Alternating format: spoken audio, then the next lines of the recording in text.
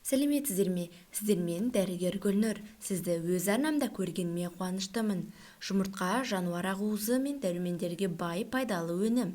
Таңғы асқа, жаттығудан кейінгі тағамдарға және диеталық тағамдарға өте керемет. Бұл оңай сіңетін ақуыздың, майда еритін витаминдердің және маңызды омега-3 май қышқылдарының нақты қоймасы. Жұмыртқада А, Д, Е, К және Б дәрумендері, сондай-ақ темір, мыс және мырыш бар.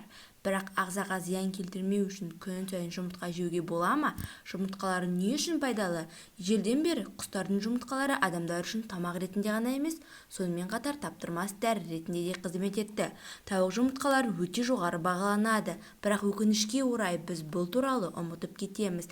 Дегенмен бұл өнім әрқайсымыздың тоңазытқышымызда бар. Рецептер өте қарапайым, бірақ өте тиімді. Видеоны бастамас бұрын қазақ тілі каналға қолдау білдіріп, лайк басып, өз пікірлеріңізді жазып, подписка жасауларыңызды сұраймын. Видео соңында жұмыртқаны халық емінде қалай пайдалану керек екендігі жайлы айтатын боламын. Видеоны соңына дейін көріңіздер. Жұмыртқаның пайдалы екені сөзсіз. Иммунитетті арттырады, қан қысымын қалыпқа келтіреді, жүйке жүйесін қорғайды, артық салмақпен күресуге көмектеседі. Жұмыртқа бұлшық ет пен ішкі мүшелерден бастап сүйектерге, теріге және шашқа дейін дене жасушаларын құру үшін қажет ақуыздың қолжетімді қайнар көзі. Жұмыртқа тойымды тағам, бірақ калориялы емес. Бір орташа өлшемдегі жұмыртқада 75 килокалориядан артық емес. 100 грамм өнімде 157 килокалория, шамамен 14 грамм ақуыз, 17 грамм май және тек 0,8 грамм көмірсу бар. Жұмыртқаның сарысуында майда еритін дәрумендер. Сонымен қатар полиқанықпаған және моноқанықпаған май қышқылдары линолен, алеин, пальмитин, стеарин бар. Тауық жұмыртқасында әртүрлі топтағы маңызды дәрумендер В, В1, В2, В6, В9, В12, А және басқалары көптеген пайдалы макро және микроэлементтер фосфор, натрий, магний, хром, калий, кальций, темір бар. Жұмыртқа мидың жақсы жұмыс істеуі үшін, орталық жүйке жүйесінің жұмысын сақтау және қалыпқа келтіру үшін лецитиннің тамаша көзі. Жұмыртқадағы холин ағзадағы май мен холестерин мөлшерін реттейді. Лецитин мидың қанмен қамтамасыз етілуін жақсартады. Жадты сақтауға көмектеседі.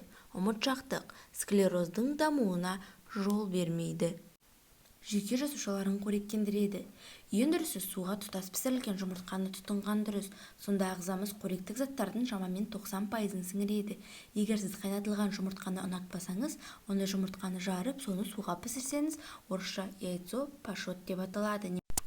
Немесе ас-көк көкөністермен пісіріп жасаңыз, бұл әдістер сізге Д және А дәрумендердің қажетті мөлшерін алуға мүмкіндік береді. Бірақ шикі жұмыртқа сальмонелла қаупін арттырады, сондықтан мен жұмыртқаны термиялық өңдеусіз жеуге кеңес бермеймін. Тауық жұмыртқалары арзан, бірақ ақуыздың сапалы көзі дедік. Жұмыртқа қан айналымы үшін, көру өткірлігін сақтау үшін.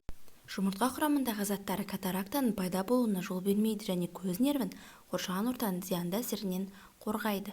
Сүйектер мен буындарды нығайту үшін, иммундық жүйені арттырады, бекітеді.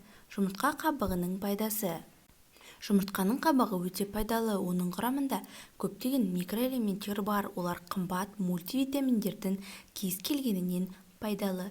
Кептірілген және ұнтақталған жұмыртқа қабығын көпіршікті күйікке қарсы қолданады. Кішкентай кесіктер мен жаралар үшін қабықтың астында орналасқан пленканы қолдануға болады. Оны күнделікті ауыстыру арқылы созылмалы жараларды да емдей аласыз. Жөтелге қарсы халық емі. Бізге тауық жұмыртқасының 2 сарысы, 1 шай қасық ұн және 2 шай қасық табиғи бал қажет. 2 ас қасық сапалы май алыңыз. Барлығын біріктіріп, күніне 3 рет 1 ас қасықтан ішіңіз. 2. Күйікке қарсы. Күйген жерлерді майлау үшін тұтқыр масса дайындау керек. Ол үшін 3 жұмыртқаны суға пісіріңіз. Сарысын ағынан бөліп, тек сарысын табаға салыңыз. Май қоспай, баяу отта массасы тұтқыр болғанша және қатты қоюланғанша қуырыңыз. Дайын болған қоспаны тоңазытқышта ғана сақтау керек.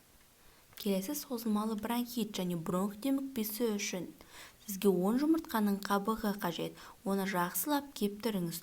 Ұсақ ұнтаққа ұнтақтау керек. 10 лимон алыңыз. Оларды микротолқынды пеште қыздырыңыз. Олардан шырын сығып, жұмыртқа қабығынан ұнтақты шырынға құйыңыз. Ыдыстың бетін жауып, қараңғы жерге 10 күнге қойыңыз. Содан кейін қоспаны сүзіңіз. Дайын болған ертіндіні 1 апта бойы күніне 3 рет 1 ас қасықтан ішіңіз. Жұмыртқаның 10 сарысын алыңыз. 10 ас қасық қантпен араластырыңыз және бәрін коньяк бөтелкесіне құйыңыз. Барлығын бөтелкеде жақсылап араластыру керек. Тамақтанудан 30 минут бұрын күніне 3 рет 1 ас қасықтан қоспа біткенше ішіңіз. Суық тию мен тұмауға қарсы 1 балғын жұмыртқа, жарты литр жылы сүт алыңыз. Бәрін араластырыңыз. 1 шай қасық бал мен 1 шай қасық сары май қосыңыз. Үйдің сары майын алғаны тиімдірек. Барлығын араластырыңыз және түнде ішіңіз. Келесі күні ақ сіз жөтел мен мұрыннан су ағу жайлы ұмытатын боласыз. Жұмыртқа ер адамдарға пайдалы ма? Бұлшықеттерін қалыптастыруға, тері астындағы майдың мөлшерін азайтуға және бұлшықеттерді нығайтуға көмектеседі. Ерлердің гормоны тестостерон деңгейін жоғарылатады.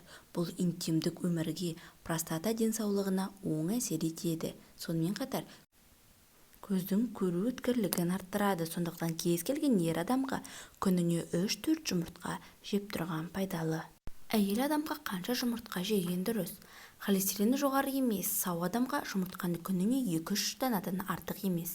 Ал асқазан ішек жолдары проблемалары бар адамдарға аптасына 2-3 рет 1 жұмыртқадан артық тұтынбау ұсынылады деп қорытындылады сарапшы. Жұмыртқа өте пайдалы диеталық өнім, бірақ жұмыртқа ерте жастағы балалардағы аллергияның себебі болуы мүмкін. Себебі жұмыртқада ақуыздар бар. Егер де ағзада ақуыз мөлшері көп болса, зат алмасу процесі бұзылып, бүйректің қызметіне кері әсер етеді. Сондықтан күніне 2 жұмыртқаны артық тұтынбаған дұрыс. Сонымен қатар жұмыртқа құрамында холестерин көп. Сондықтан қанында холестерині жоғары адамдарға шамадан тыс жұмыртқаны тұтынуға болмайды. Қорыта айтқанда, ішек инфекцияларын болдырмау үшін ең әуелі жұмыртқа сыртын жуып пайдалану керек. Сонымен қатар ұзақ тұрып қалған жұмыртқаны тұтынбай және белгісіз жерден немесе көшедегі бейтаныс адамнан жұмыртқа сатып алмау қажет. Жұмыртқаның сақтау мерзіміне де мұқият болған жөн. Мәселен, жұмыртқа 2 градуста 25 тәулік сақталатын болса, -2 градус температурада 90 тәулік бойы сақталады. Және кез келген затты шамадан тыс тұтыну керісінше зиян тудыруы мүмкін екендігі жайлы ұмытпағандарыңыз жөн. Бүгінгі видеомыз осымен аяқталды. Сіздермен болған дәрігер Гүлнұр. Сіздерге пайдалы болдым деген ойдамын. Келесі видеода кездескенше сау болыңыздар. Каналға қолдау білдіріп, лайк басып, подписка жасауларыңызды сұраймын.